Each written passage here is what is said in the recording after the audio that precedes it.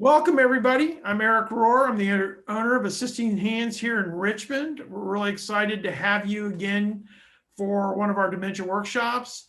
This workshop is called the GEMS, and Cathy will talk a little bit more about that. But I will say, of the 7 current workshops that we are doing, it's probably my favorite. I think it's the most informative one in terms of it really kind of diving into kind of the more particular kind of stages of dementia. So, and Cathy will do a great job, as always, with her explanation. We love participation. So if anybody has a question during the workshop, feel free to raise your hand, and then I can get you off mute and we can talk about it at that point if we're at a good point in the presentation, or put it in the chat box and I'll either break in or we'll save it to the end. But we definitely love interaction and participation, and a lot of the questions or experiences people have with individuals living with dementia add to the kind of the richness and texture of this workshop. I'm going to introduce Brooke Brockdorf. She's with Brookdale Senior Living here in the Richmond area, and they also have a wonderful memory care wing with their community. And so I'm going to turn it over to you, to Brooke, and Cathy, go ahead and put us to the next slide. Good morning, everyone. Thank you guys so much for joining. I think one of the big things that for me and Eric in starting these workshops now for, gosh, we've been doing them, is it a year now, Eric, almost? Or a little over a year? Yeah, I think it's about a year. I mean, we so tried to start it more than a year ago, but something happened. We did. And then something called COVID happened. So we kept postponing and then decided, well, everybody else is jumping on that virtual bandwagon and using Zoom to still stay connected. So we went ahead and started. We have our workshops. They are the second Thursday of every month, as you see there on the slide. And as Eric said, today is our GEMS workshop.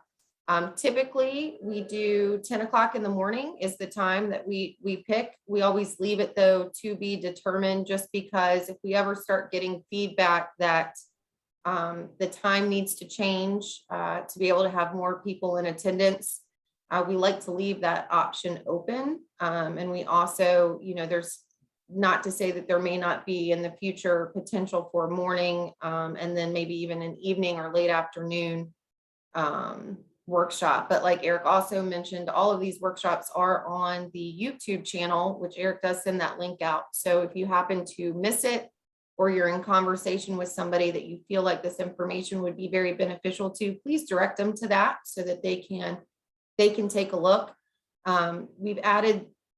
We've rearranged the workshops. We've started them over. So this is the second time of doing the GEMS. We'll do it again.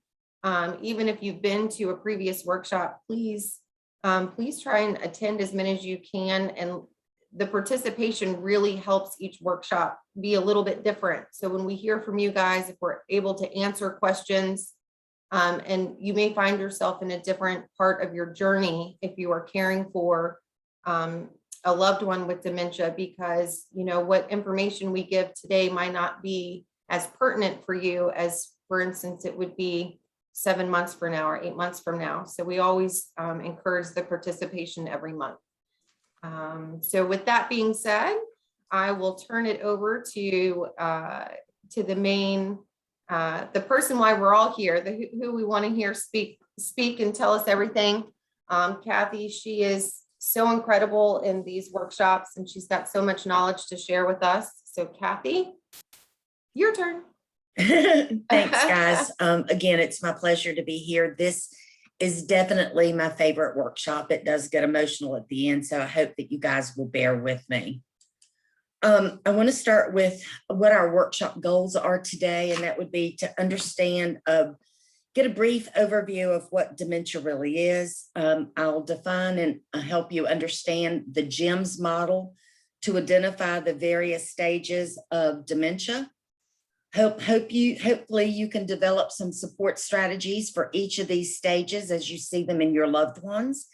And then we'll have some dementia resources identifications. My hope is that this workshop will help ease the isolation and frustrations that often come with brain change and help you to appreciate the new ways you and the person living with dementia around you are experiencing the way the world looks today, and to help you feel connected to the people you love and the people you want to love, so that together you and the person living with dementia can live your best life possible. And struggling. Okay. So with our overview of dementia, what we've learned previously is that dementia is the umbrella term for a person's decline in memory and other cognitive abilities. It is not normal aging. Right now, it's estimated that there are approximately 50 million individuals in the world living with dementia, and 5 million of those are in the United States. They anticipate that this number will almost double every 20 years, reaching approximately 75 million people in 2030 and around 131 million in 2050. Right now, that they have identified over 100 different types of dementia, with more being identified every day as the research continues. There are 4 truths about dementia that are hard, but we need to realize. It means 2 parts of the brain are actively dying. It keeps getting worse. It is progressive. It's not curable. It's not fixable. It's chronic, and it will result in death, making it terminal. Now, people living with dementia often have other underlying medical conditions that might reach them to their end of their journey a lot quicker, but understand that dementia is terminal. There are 4 different types of dementia. The most prominent is Alzheimer's, and though not all causes of Alzheimer's are known, a small percentage is related to gene mutations that can actually be passed down from parent to child. And then we have dementia with Lewy bodies, which is actually caused by abnormal clumps of protein that are found in the brain. We have vascular dementia, which is caused by damage to the vessels that supply brain to the blood. Primarily strokes would be something that would exacerbate this particular dementia. And then we've got the frontotemporal dementia, which is a group of diseases that are characterized by the breakdown of nerve cells and the connections in the frontal and temporal lobes of the brain. And just as an interesting note, autopsy studies of brains in people over 80 who had dementia indicates that many of them had a combination of causes between Alzheimer's, vascular, and Lewy bodies. When it comes to understanding dementia, there are several causes and risk factors. The first being advancing age. That's probably the biggest risk factor, but dementia can also affect people as early as 40s, 50s, and 60s. If you have a family history of dementia, that puts you at a greater risk of developing the disease. There's also genetic factors that come into play, like Huntington's disease can appear in people as early as 40, and many people with Parkinson's disease will also develop dementia. And then, of course, we have other risk factors, which are alcoholism, drug addiction, diabetes will affect dementia. And many people with Down syndrome will develop early onset of dementia by middle age. Dementia is caused by damage or loss of nerve cells and their connections to the brain. And depending on the area of the brain that's affected by the damage, dementia can affect people differently and cause different symptoms. And so we have memory loss that disrupts daily life, challenges in planning or solving problems, difficulty with completing tasks, confusion with time or place, trouble understanding visual images and spatial relationships, new problems with words and speaking or writing, misplacing things and losing the ability to retrace your steps is a big one, decreased or poor judgment, withdrawal from work or social activities, and changes in mood or personality. And you understand people can have one symptom, they can have all 10, they can have a combination. And even though they have some of these symptoms, please don't, it doesn't mean they have dementia. It is something though that you need to be aware of and to look into. Hey, Cathy, let's launch our poll. I'm sorry? Let's go ahead and launch our poll. Okay, yeah, so now it's time for a poll question. Eric, can you lead us with that? Yeah, we're just kind of always curious for the participants, kind of what your experience is with living with dementia. If you as an individual, or you have someone who's living with dementia, or if we know that there's some professionals on this call as well that also provide professional care. So we're always interested to see kind of the audience. And if there's some people that may not have any and want to learn more, and frankly, I think I actually like it when I see people in that category. I love the people who are taking proactive steps, because the best way to deal with dementia is to be prepared and educated, because there's some things you can do to mitigate your risk, but ultimately you can't avoid it sometimes. So all right, thanks for everybody who participated. Got a few more people clicking in. It looks like about half and half, and we have several people that just want to learn more. That's all great. All right, I'm going to go ahead and end the polling now, so y'all can see that real quick. All right, Cathy. Okay, I'm having some mouse challenges. Please excuse me. Okay, so introduction to the GEMS model. The positive approach to care GEMS state model was created by my mentor, Teepa Snow, to help us see the retained abilities of a person living with dementia, focusing what is possible instead of what has been lost, which allows us to engage the person in an appropriate manner and help them live life well. So we have gemstones, and the gem level system is designed to simplify a very complex process into a structured approach for everybody involved to allow us to better care and support those living with dementia. The GEMS was based off of the Allen cognitive levels and the cognitive disability theory, which was occupational therapy based. And they were developed after working with these existing systems of rating dementia progression for over 20 years and realizing it wasn't quite enough. So Teepa wanted to develop a system that could be used and understood by everyone. So it provides a common language and an approach to providing environmental support, caregiving support, cueing strategies, setting your expectations and regarding retained abilities and lost skills.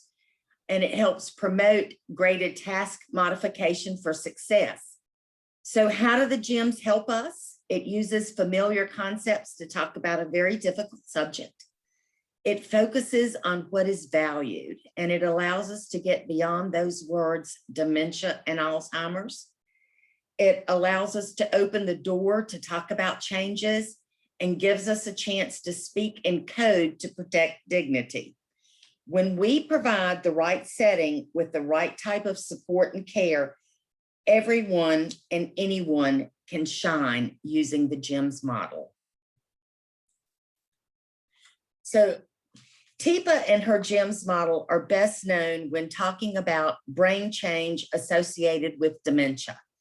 There are specific chemical and physical changes that happen with dementia, but all of us experience brain change day to day, hour to hour, and minute to minute. We refer to these as states instead of stages because they aren't fixed. We can move from one to another, so it's truly a state of mind.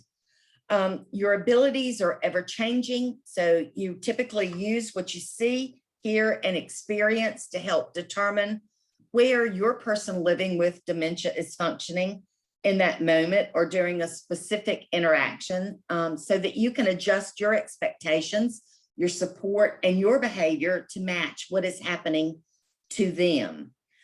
Gym levels can vary during a day. Any person can go from throughout a different day. I know myself, I go through several levels as I age. And as you're faced with different settings, tasks, and people, the ability to cope and respond may change regularly or very unexpectedly. The existence and impact of other medical, emotional, and sensory conditions also affect your gym levels. None of us perform well when we're tired, when we're stressed out, distracted, or in pain, as we do when we are well rested, focused, and alert. And this applies mainly to people living with dementia. A person may show signs of different gym levels at one time. So you want to use the support that seems to match the majority of the indicators on the first try and then modify as you need.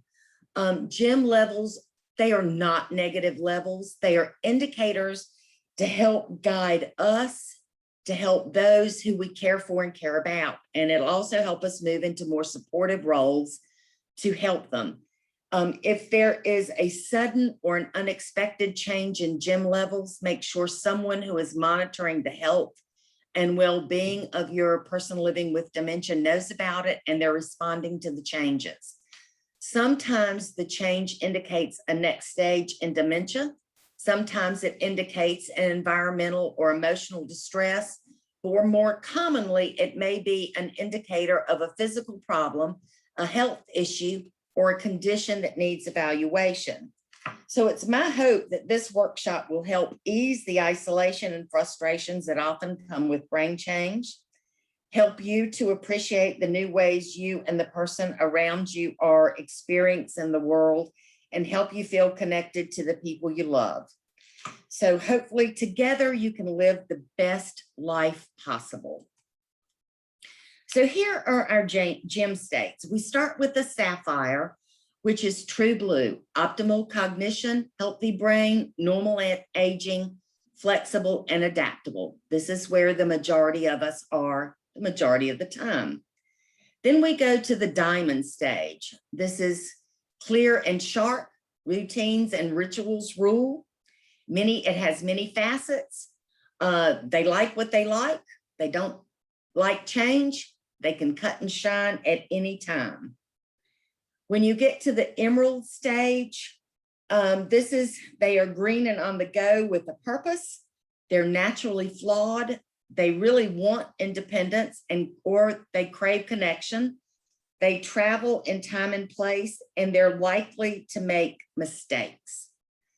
When you get to the amber stage, they're looking for what is liked and avoiding their dislikes. They're caught in a moment of time. Caution is required. They live in the moment. They copy actions and not tasks. And of course, they try to avoid dislikes and they seek their likes. When we get to the ruby stage, we are approaching the end of life. We still have some skills left, but they are limited. While a ruby is deep and strong in colors, others stop seeing what is possible. They retain their strength, not their skill. They have rhythm. They notice and respond better to tone of voice.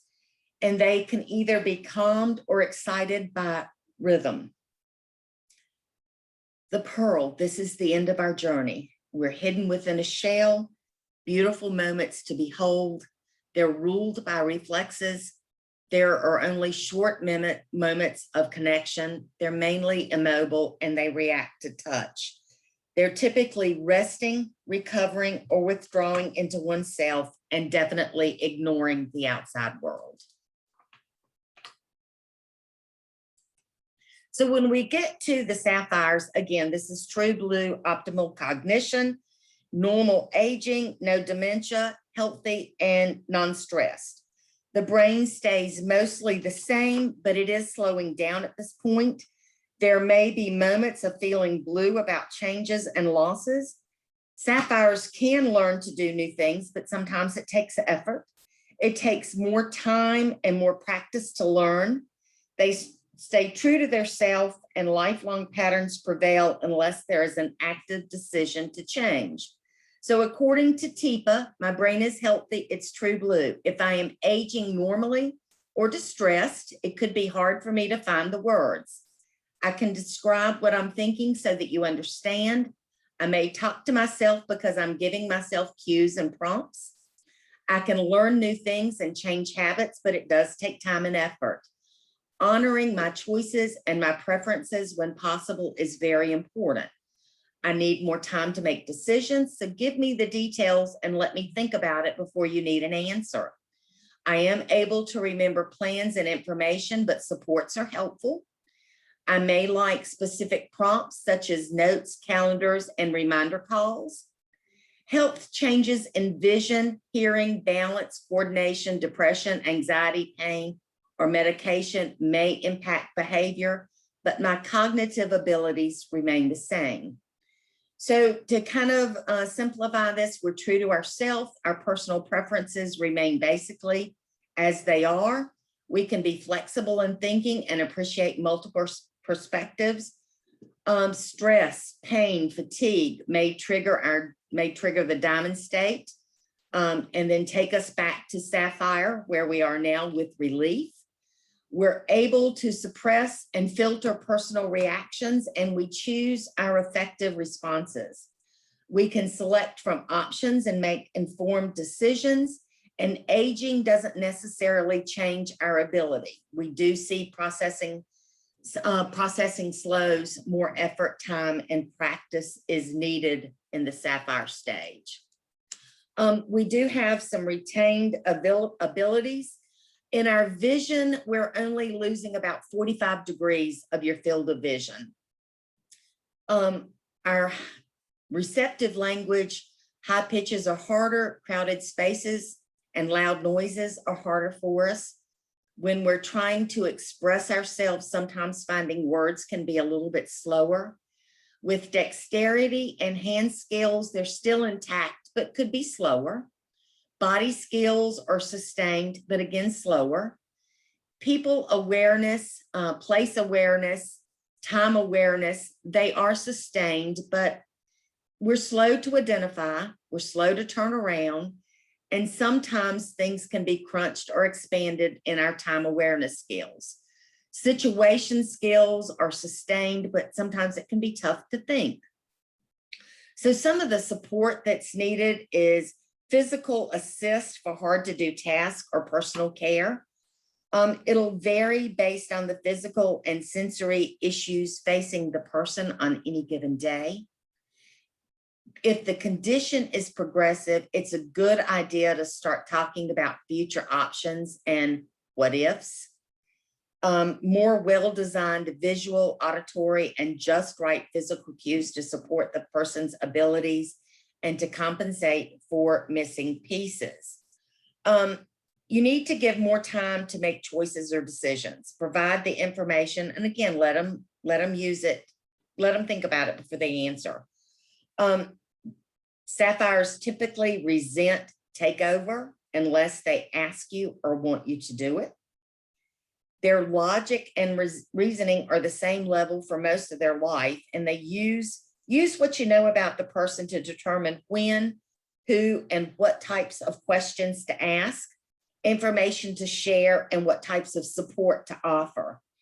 If there is a preferred learning style, or they tend to use specific prompts like to-do list, grocery list, medi-sets, phone alarms, try to use those modes to communicate with them. And due to common hearing issues as we age, make sure that only one person is talking at a time when it's important information is being discussed. And then again, allow times for questions and ask them to share what was said.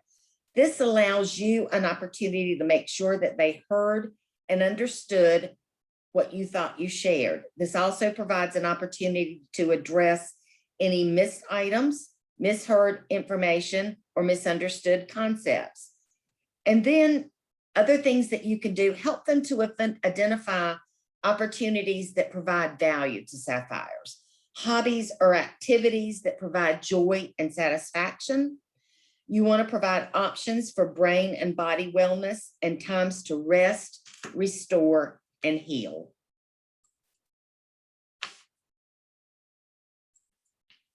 Then we get to the diamonds. Diamonds are clear and sharp, routines and rituals rule. According to Teepa, my overall cognition is clear and sharp. When I'm happy and supported, I'm capable and shine in my abilities. When I'm distressed, I can be cutting and rigid and may see your help as a threat. I have trouble seeing other points of view and may become less aware of boundaries or more possessive about my relationships, my personal space and belongings. I have many facets so people can see me differently depending on the situation. This can cause conflict among my family, my friends, or care team, as it's hard to tell if I'm choosing my behavior or truly have limits to my ability. I can socially engage and have good cover skills.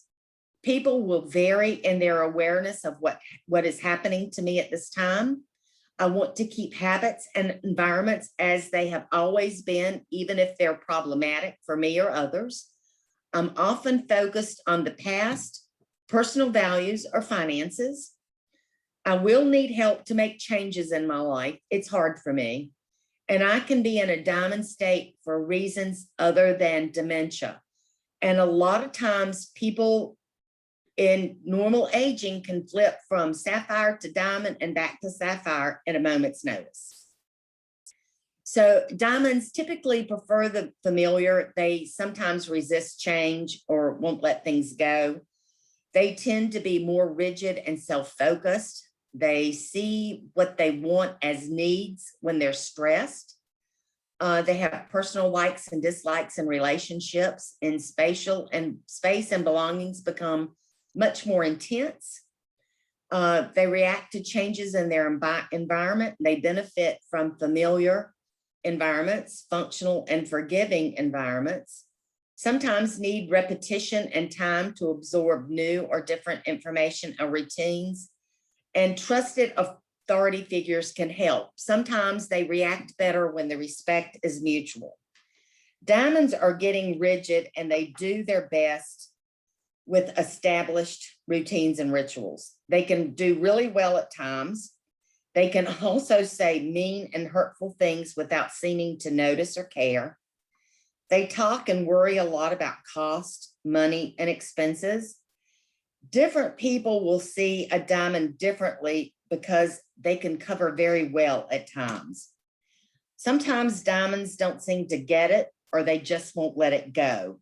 So some family members may not be sure if it's really dementia or if they're being stubborn, mean, or forgetful. There are retained abilities for diamonds. They are, as you see, getting a little different from the sapphires.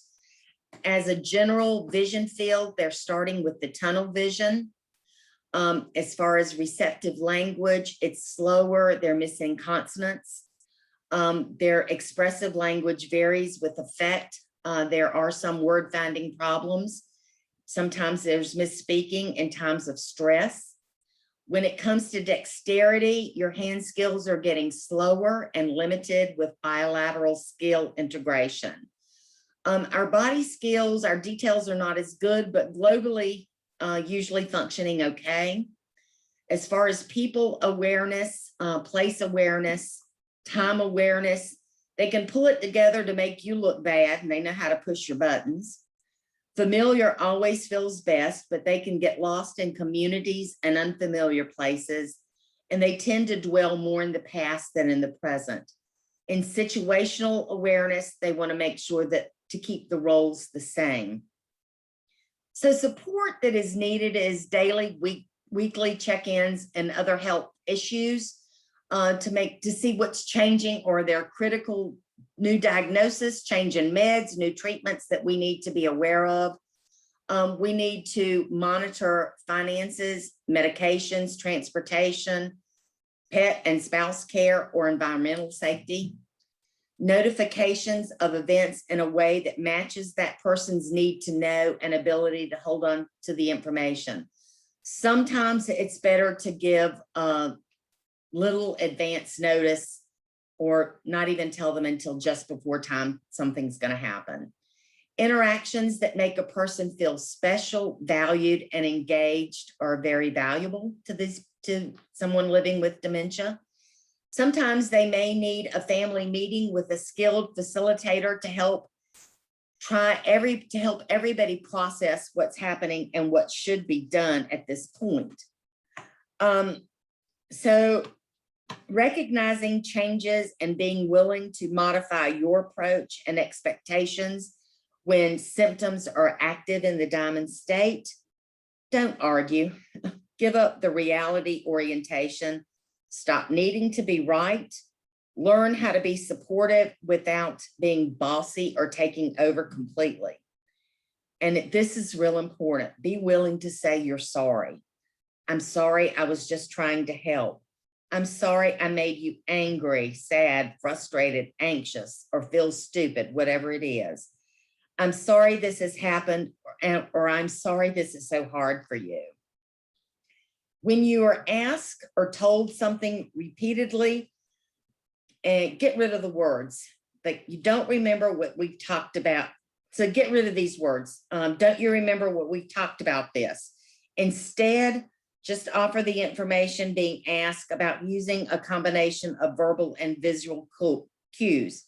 Keep your voice and mannerisms calm and friendly. If you're getting tired and frustrated, it's okay to take a break. And a lot of times it's better to use humor rather than negative emotions to cope.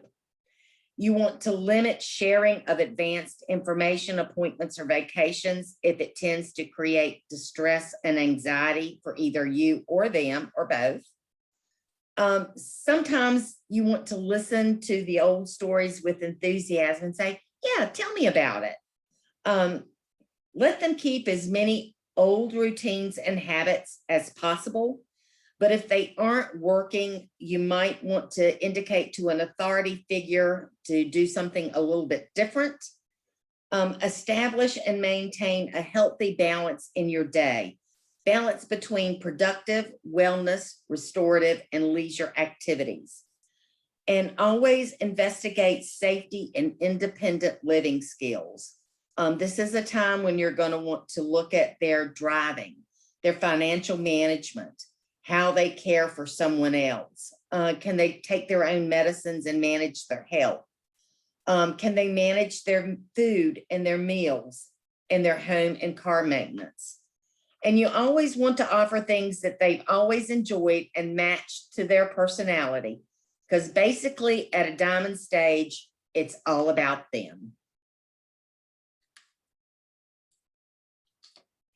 And then we get to the emerald stage. And this is where you really start to see the changes in the person's abilities and cognitive skills. So as an emerald, they're green and on the go with a purpose. They're naturally flawed. According to Teepa, they are flawed. It's a part of being a natural emerald. I tend to be focused on what I want or need in this moment, and may not be aware of my own safety or changing abilities. I can chat socially, but I typically miss 1 out of every 4 words and cannot accurately follow the meaning of long conversations. I won't remember the details of our time together, but I will remember how your body language, your tone of voice made me feel. I may hide or misplace things and believe that someone has taken them. My brain will make up information to fill in the blanks, which makes you think I'm lying. If you try to correct me or argue with me, I may become resentful or very suspicious of you. I'm not always rational, but I don't want to be made to feel incompetent. My brain plays tricks on me, taking me to different times and places in my life. And when I'm struggling, I may tell you I want to go home. To provide the help and assistance I need, you must go with my flow, use a positive partnered approach, and definitely modify my environment. So someone as an emerald, they see themselves as able and independent with limited awareness and changes of their abilities. They live in the moments of clarity mixed with periods of loss in logic, reason, and perspective. Their understanding and use of language definitely changes, could be vague words, many repeats, struggling to find the correct word.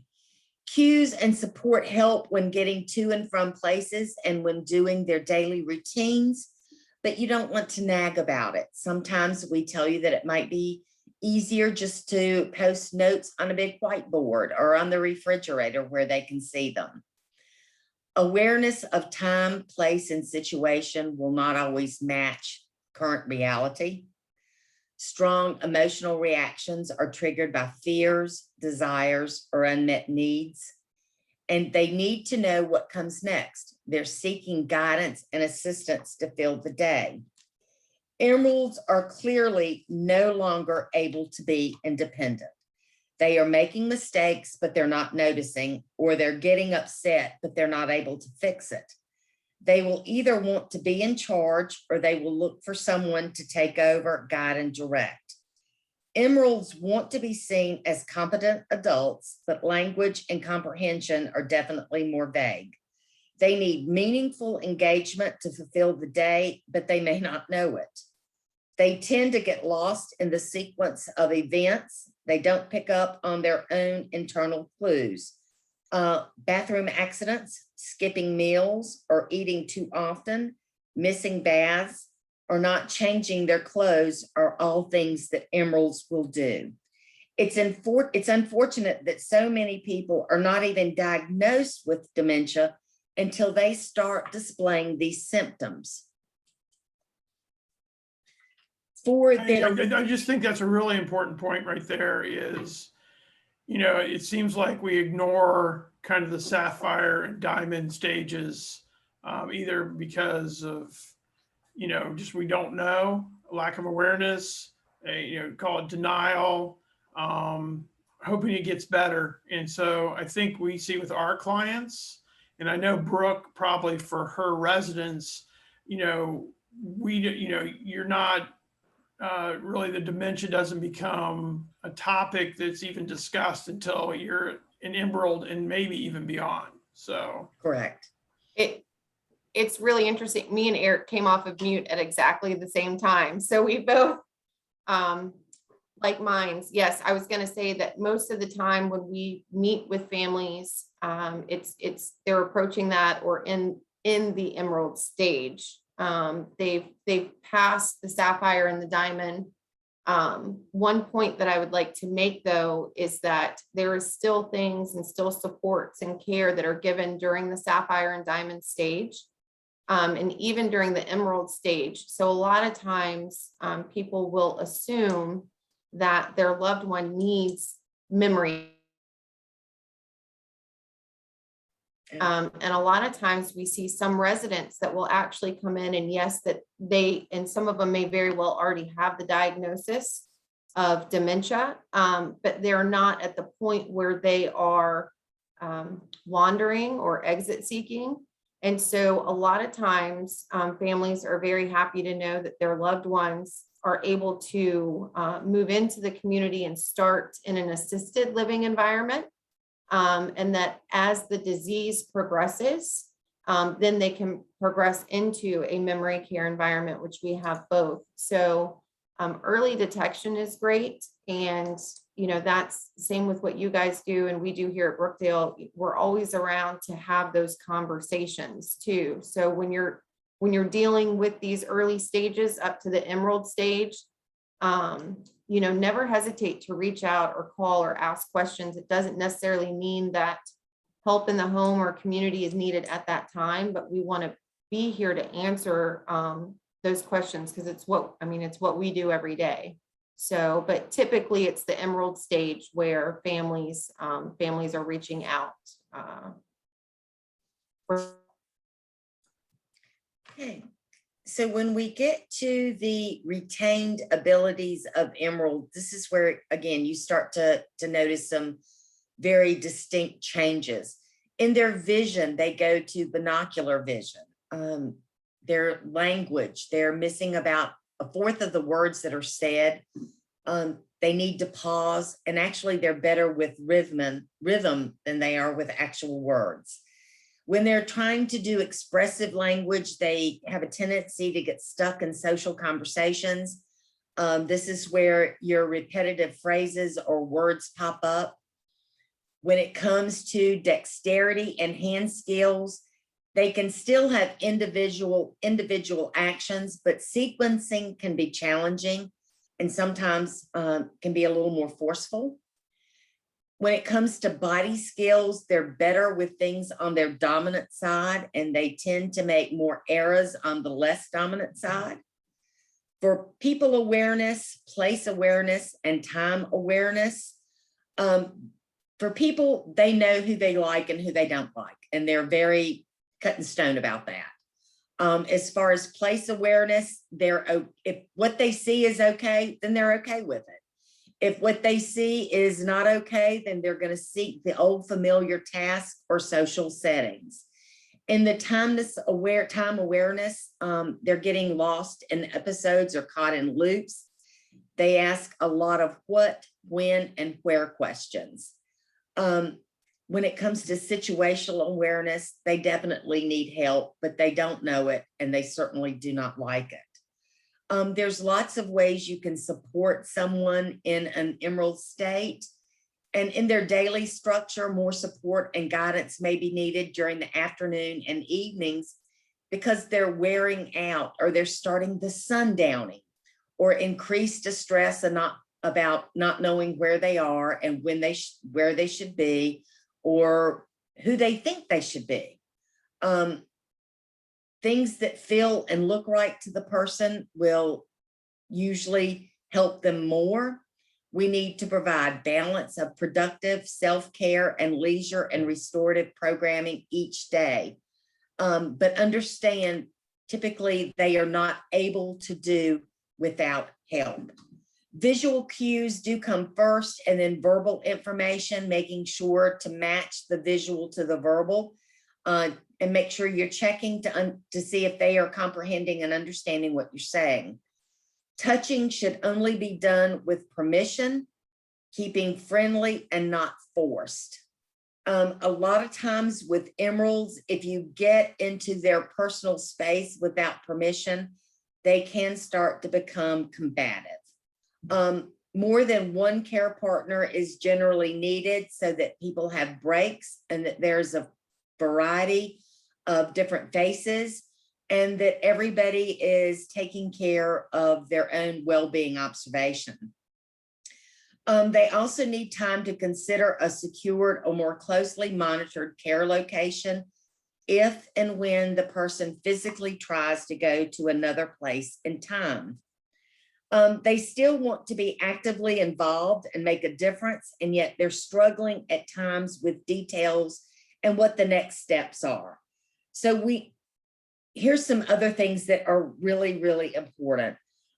Learn the importance of saying, so what, before you decide to do something about an error that they have made.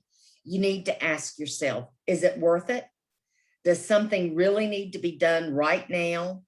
And then will it matter in 5 minutes, 5 days, 5 months, or 5 years? So the so what attitude is so much important. Greet before you treat. Learn the importance of getting connected each time before you try to address or fix something that you noticed that they've done wrong. Learn how to do things with and not to or for. Be a partner and let them feel that you're in this together. When the person living with dementia is lost in life, accept that in this moment they're lost.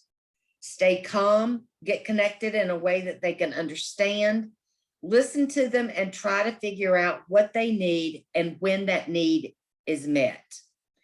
If they don't seem to know who you are to them, let it go.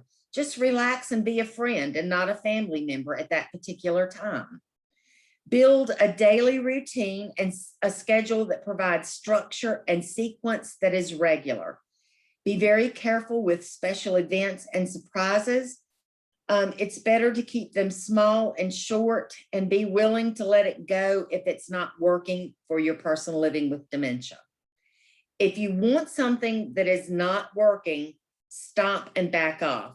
Change it and then reapproach and try again. Learn how to respond and not to react to what is said and done. And sometimes this is going to feel like more work than support for us.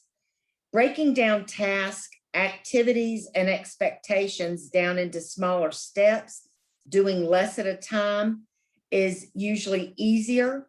And try to think about things that they would like to do and not what really needs to be done. To connect with someone in an emerald state, it's real important that you encourage them to feel valued, independent, needed, and helpful by inviting them to do what you are doing. So again, you're doing with and not to. Then we come to the amber stage. This is probably where you're going to really start to see some progression with the dementia. They're like a particle trapped in an amber. I'm caught in a moment of time. It may surprise you to see how I take in the world around me. I may not know you or see you as a whole person. I react to you based on how you look, how you sound, move, smell, and respond to me. I like to do simple tasks over and over again and may need to repetitively move and touch, smell, taste, and take or tear items apart. While it may exhaust or frustrate you, it soothes me. I don't recognize danger. You will have to safeguard my environment. I am intolerant to discomfort because my mouth, my hands, my feet, and my genitalia are highly sensitive due to changes in my nervous system. Therefore, activities like eating, taking my meds, mouth care, bathing, dressing, and toileting may oftentimes distress me. Please notice my reaction and stop if I am resisting. I can't help myself, and one of us or both of us may get hurt emotionally and or physically if you don't stop. If this happens, wait a few minutes, connect with me, and try a different approach, possibly substituting one area of focus for another. So ambers are focused on sensation. They seek to satisfy their desire and they try to avoid what they don't like. Environment can drive their actions and reactions, mainly because they have no safety awareness. So extra caution needs to be taken. What happens to or around an amber may cause strong and surprising reactions. Visual abilities are limited. They focus on pieces or parts, but they typically don't see the whole picture. They may enter someone else's space and cross boundaries, attempting to meet their own needs. They have periods of intense activity where they may be curious or repetitive with objects or actions. Care is oftentimes refused or seen as threatening due to the differences in perspective and ability. Ambers are definitely living in a moment of time, but it's not always in the past. They are focused on their sensations. What does it look like? What does it sound like, feel like, taste like, and what can I do with this item, with this space or sensation? They explore without safety awareness because, again, it's all about their sensory needs and tolerances. They are not aware of tasks as much as whether or not they like to do it or whether they don't want to do it. They have no ability to delay need or gratification. And it's harder to connect and spend time with someone in an amber state. Hey, Cathy, is it fair to say this is the state where we see a lot of the really inappropriate behavior, sexually kind of inappropriate behavior, et Yes. cetera? Yeah. Yes. And I think that, from my experience, and I know your experience, this is probably one of the most difficult states to deal with, just because of that inappropriate behavior, and it's driven by sensation and the desires to be satisfied and all those things. And so I think that all these states require very specific awareness of them, but this one may be difficult. And I think this is where family members get embarrassed because dad's taking his clothes off or doing certain things. And just remember, it is not them. This It's the isn't who they are. disease. They haven't become immoral or perverted or anything. It's the disease. And you really have to embrace that and continue to love them for the person you always known them to be. Yeah. And to add to that too, this is typically the stage, and Cathy, correct me if I'm wrong, but we see a lot of the verbal outbursts Yes. or name call. We hear a lot of times, from family member, oh my gosh, my mom would never say that. My dad would not ever talk that way, or my mom never raised her voice all our life. And once again, that's the they've changed, and it's not it's almost like a new personality to the family members that is that unfortunately is sad and very confusing for them. And it's just going through all of this information right here, letting them know that it is the disease, that's Right. causing it. This is probably the second most challenging stage to me, is the amber stage. They do have retained abilities, but keep in mind, they're more interested in how things feel, smell, and sound. Even if it's only for 5 minutes, it's definitely worth it to the person living in the amber stage. When it comes to their general vision field, they see parts but not whole. They lose object recognition. A lot of times they are definitely losing their peripheral vision. And if you approach them from behind instead of the front, this is another way that you can either be hurt or hurt them. So it's really important when it comes to approaching someone in an amber state, do it from the front so that you're immediately in their vision field. When it comes to receptive language, now they're missing 2 out of 4 words. They do catch some key words, but they typically take them out of context. Their expressive language is very repetitive, varies in volume. Again, they could be outburst, they could be angry, they could be very sad. They tend to echo a lot of what they hear. When it comes to dexterity and hand skills, they have a heightened use of their strong hand skills, and their skilled tool skills will decrease. Body skills, they're more strong than skilled. And again, they have very limited safety awareness. For people awareness, they can get lost in both old and new relationships. They can either like or not like in the moment, just depends on the environment they're in. Place awareness, again, if it's okay if here feels okay. If it doesn't, then they're going to seek a there, and they're going to head to it just as quick as they can. Time awareness skills, they're definitely caught in the moment, not the task or the sequence. And again, it doesn't mean they're caught in the past. Could be something that happened this morning that just stuck. Situational awareness, they're going to move towards action and noise, or they could move away from action and noise. Again, it depends on the environmental situation. So when you're trying to support someone in an amber state, 24/7 monitoring for safety and engagement with physical guidance and assistance to complete care tasks, to guide and direct, and to stimulate interest or reduced stress. This is also with the 24/7 monitoring is when you may have to start considering memory support units. You also need an environment that is protective and yet provides stimulation. And different experiences. Personnel and care partners who alert to the person's needs and interests, and they can respond quickly and effectively without being judgmental or parental. Care partners that want to be with the person and are able to guide and redirect to stop and retry later.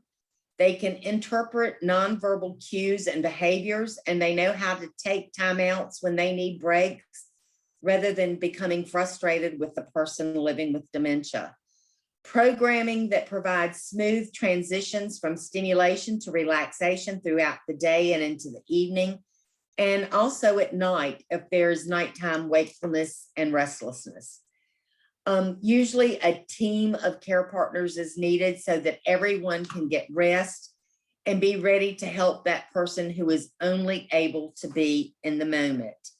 So use their behaviors to guide your responses. Be prepared for sensory needs and tolerance issues. If it's hard to be with your loved one in an amber state, keep your visit short. It's better to have 5 good minutes than an hour of distress. Look, listen, feel, smell, and taste.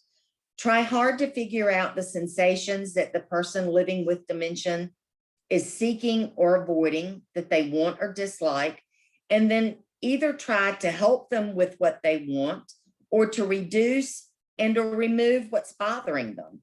It's better to think twice and act once rather than being too quick and then having to back up and start over and over again. Sometimes keep in mind the best thing to do is take a time out. Step away for a few minutes, breathe deeply, then try to reapproach and reconnect using visual and verbal and touching cues that seem to match up with what they are doing at that particular moment.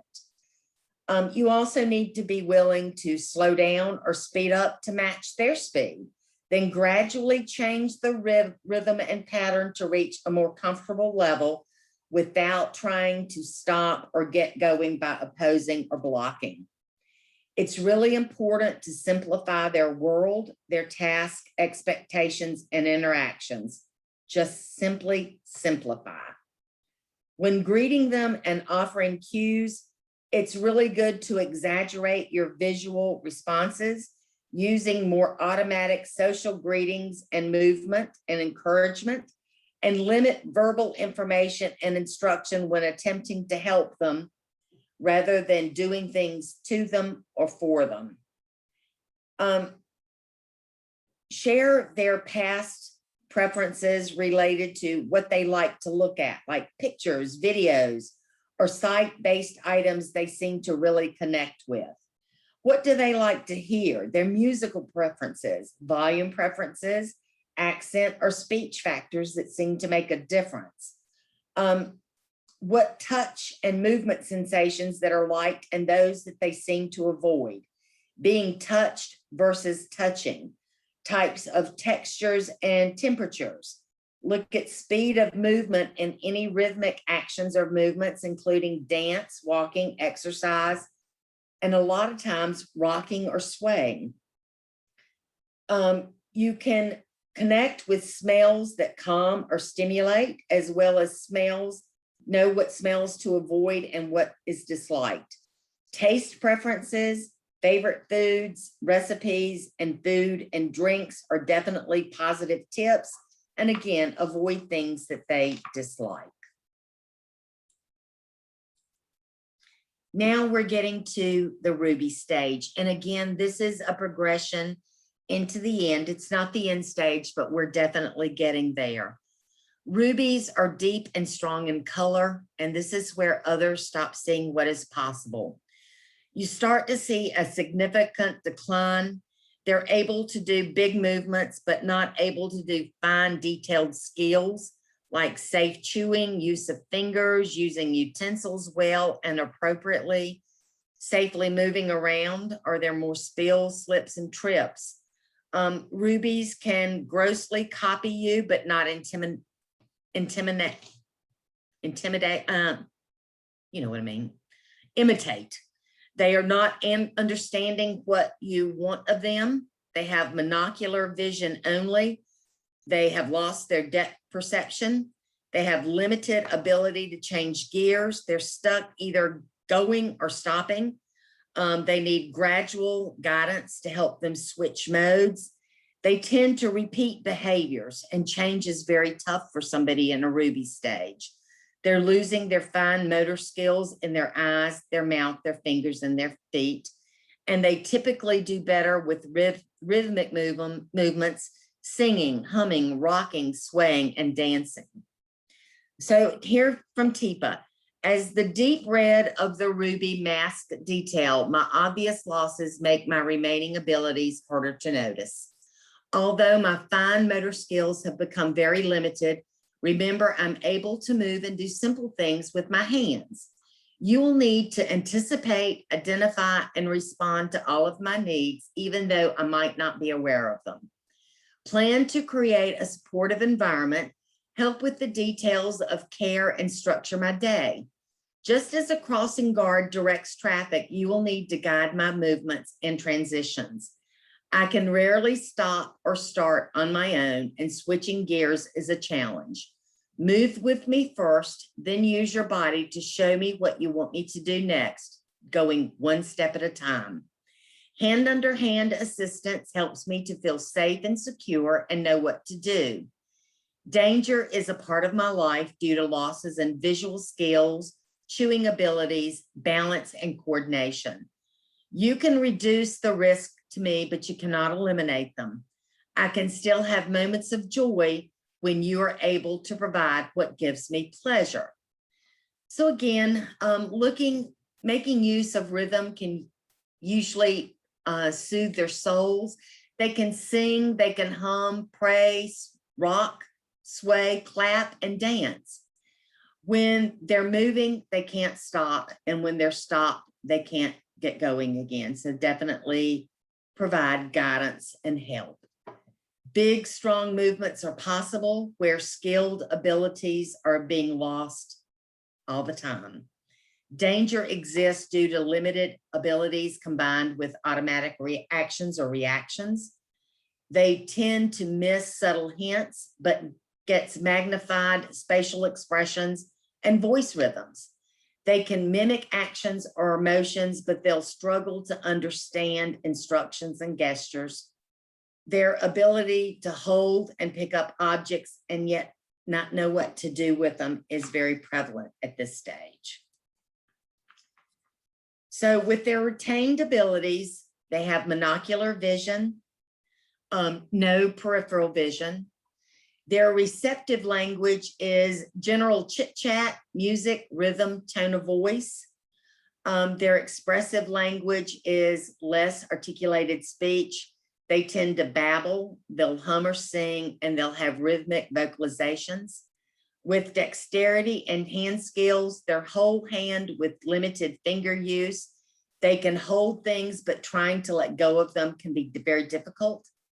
With body skills, it's the whole body, not segmented. Approach them from the front is okay, but not from the back. Their people awareness skills are, they know what they like and what they don't like. They prefer familiar versus not familiar. Place awareness, they're going one direction and that's forward only. They're on the go or full stop at all times. Time awareness is in the experience, not in the time. And situational awareness is only in moments and less body awareness. So the support that's needed, again, is 24/7 physical assistance, supervision, and programming to meet their increasing hands-on and physical care needs. There are times that there's going to be 2 care partners needed to help with movement and care. Daily routines that are structured but flexible based on the person's rhythm of wake and sleep, and provide help in transitioning from active to quiet and quiet to active.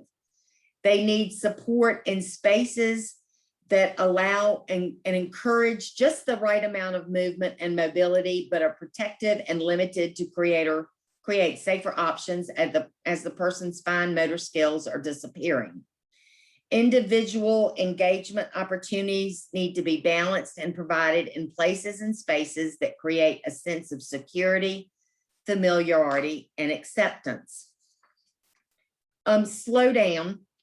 Realize it takes longer to figure things out, to do things, and to process things, and to react.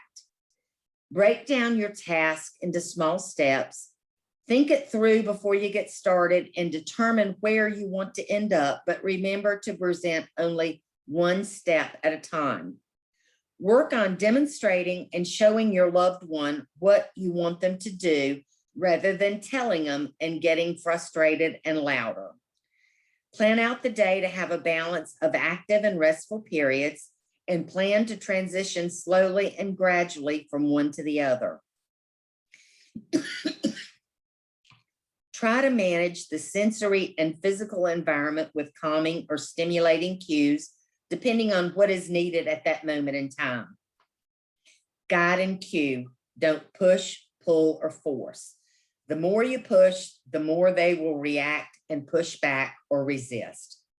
Use your voice to engage and encourage, but limit talking, especially if they're trying to move away from you, if it's a noisy area or a crowded space or crowded activity. Sometimes it's best just to be willing to sit and be silent with them. Use what is calming to them to help them settle and what is stimulating to them to get them going again. But remember, to Rubies, the most important relationship is the one in the present moment. Then we come to the pearls. The pearls, this is definitely the end of the journey. They're hidden within a shell and they're beautiful moments to behold. And according to Teepa, while hidden like a pearl in an oyster shell, I will still have moments when I become alert and responsive. I am near the end of my life. Moments of connection create a sense of wholeness and value between us. Use our time together not just to provide care, but to comfort and connect with me. To help me complete life well, it's important to honor my personhood when making medical or care decisions.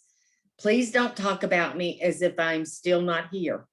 I respond best to familiar voices and gentle rhythmic movements. I am ruled by reflexes and startle easily. My brain is losing its ability to control and heal my body.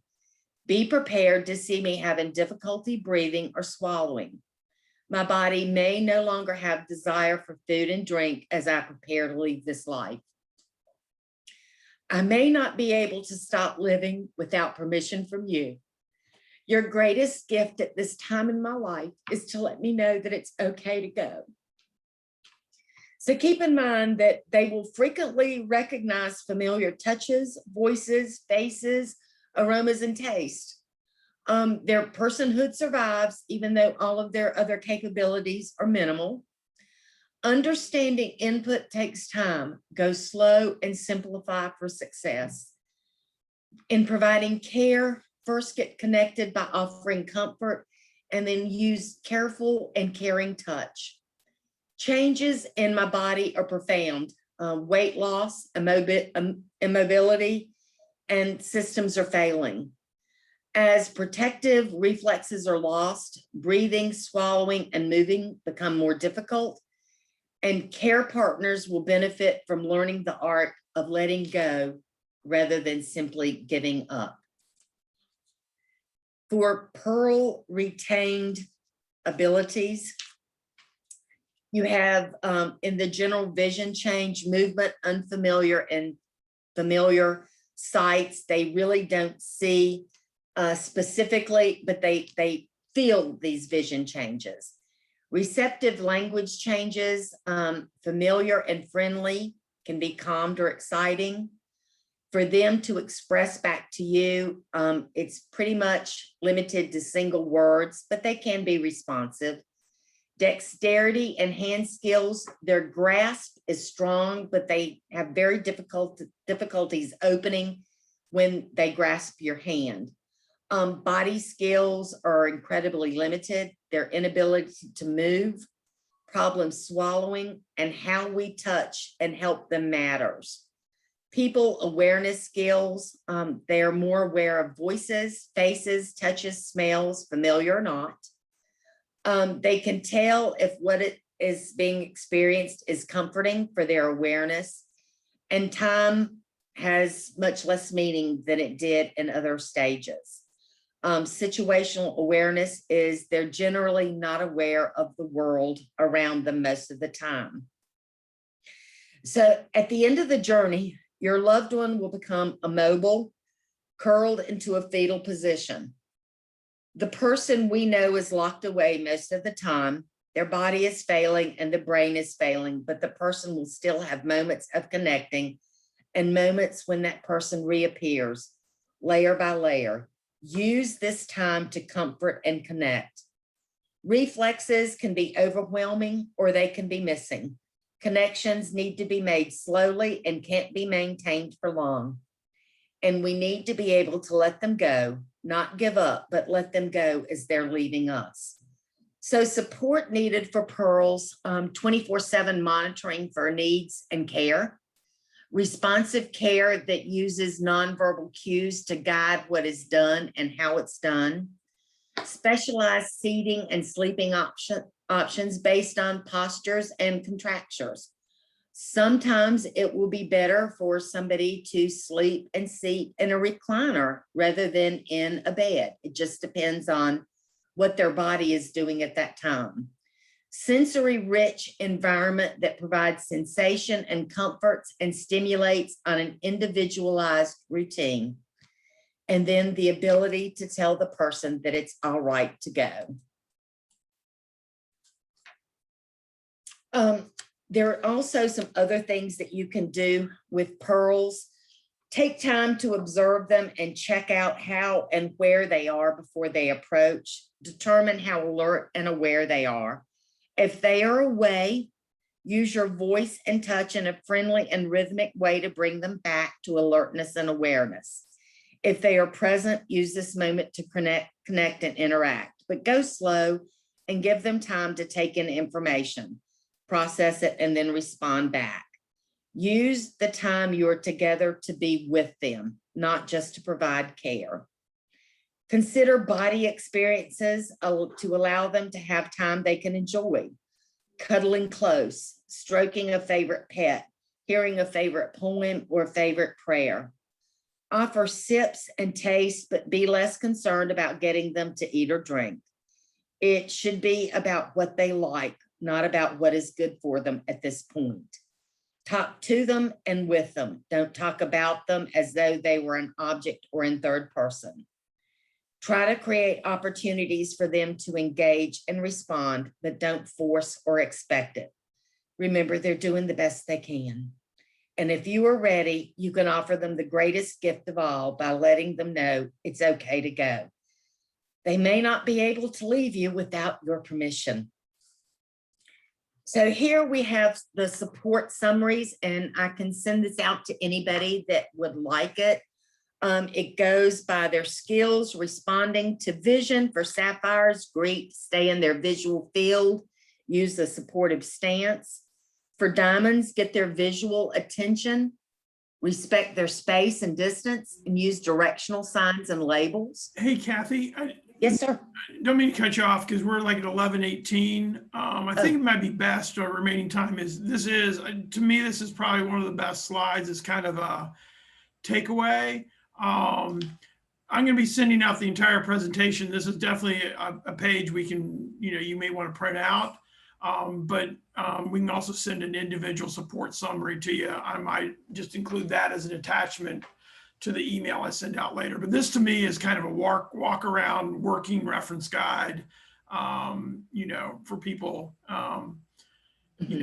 do that. So why don't we again, I don't want to minimize this page. To me, this is probably the best single takeaway slide in the whole presentation, but I do want to be respectful of time and also get to any questions or comments. I mean, people sharing about their experiences would be great as well. So why don't we just go ahead and kind of move to that? Okay. All right, so we have some dementia resources for you. The first and foremost is Teepa Snow. She is the person that developed the positive approach to care. We have her website there for you. She has a lot of free things on her website for people who are care partners and those who are living with dementia. Teepa also does a daily Facebook Live at 8 in the morning and 5 in the afternoon for 10 minutes, where she discusses different things that happen at any particular time. AARP of Virginia can also give you some good, helpful tips. DARS, which is the Virginia Department for Aging and Rehabilitative Services. They are a great contact. They have a great list of things, financial, legal, care, all of those types of things. George Worthington is their contact there, and he is an awesome person, has an open door policy. The Alzheimer's Association is also a great resource. They have a new executive director, Lisa Greenlee.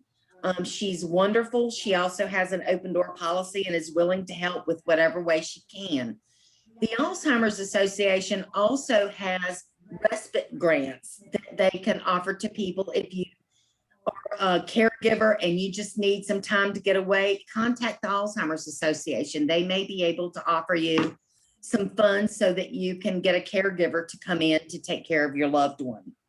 There's also 2 new resources that I have found. Peacock TV and Saltbox TV are both streaming TV channels. They're free, and they often stream the Teepa Snow videos and a lot of information from the Alzheimer's Association. And then, of course, there's us here at Assisting Hands Home Care. We are delighted to provide in-home care wherever you call home. That could be in an apartment, a home, a condo, or an assisted living or memory support center. And then our buddies over there at Brookdale Midlothian, they have an excellent program going on there, both in independent assisted living and in their memory support center. And Brooke is always a great contact. Okay, and then Eric, I think we have one final poll question. Yeah.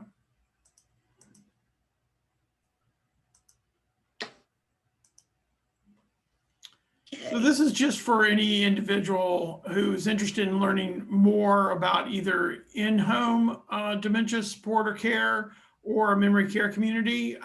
We can then kind of circle back around with you after this presentation. So I'll leave that open just for a couple more seconds. And then we do have yet another dementia workshop. It's understanding and responding to dementia-related behaviors. I think that the GEMS is really good at setting stages and kind of what people are going through and some stress support strategies. These are dealing with very specific behaviors that may be present in several of the states, the GEM states, like wandering or being repetitive, et cetera. And it's understanding those, what's causing those, and then some good kind of, I would say this is more tactical things you can do to mitigate that behavior in the moment and long term. And so that'll be August 12th. So we'll be looking forward to bringing that to you all. And it'll probably be 10 a.m. But I'm always looking for feedback. If I had a lot of people saying, hey, that's not going to work for me, we're open to changing that. Okay. All right. Are there any questions? Yeah. And so I'll give it like, 10 seconds or 20 seconds for any questions that people will be recording, or I can stop the recording and we can kind of take it, without it being kind of memorialized in the recording. Okay, so I'm gonna stop the recording here now. So anyway, thank you everybody for joining us, and